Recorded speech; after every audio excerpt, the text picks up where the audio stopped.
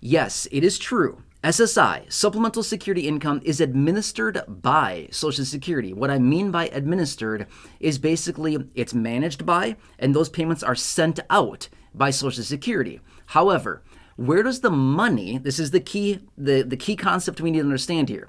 Where does the money for SSI benefits come from? Does it come from the trust fund? Nope, certainly does not. It does not.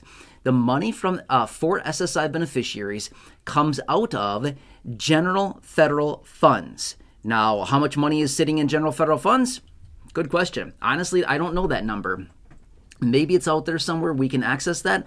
I'm not sure. Let's just say this much. Infinite.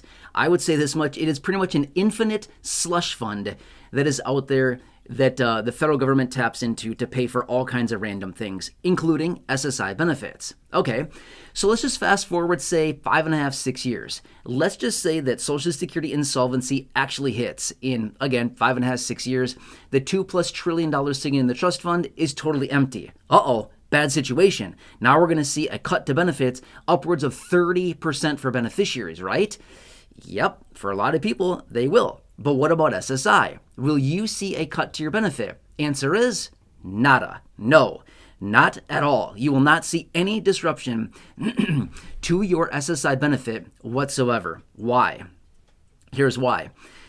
The benefits that are administered by Social Security for SSI beneficiaries, again, come out of general federal funds. The money for SSI beneficiaries does not come out of the trust fund. It comes out of a totally separate slush fund out of the federal government, not tied to the trust fund within Social Security. In other words, if Social Security goes belly up, if Social Security goes bust, it's not going to go bankrupt. But in other words, if the trust fund runs dry and they use up all that money, SSI will not be affected by this, as in your monthly benefit. You would not be subject to the roughly 30% cut to benefits because the money for SSI comes out of an infinite pile of money from the federal government, not the trust fund within Social Security.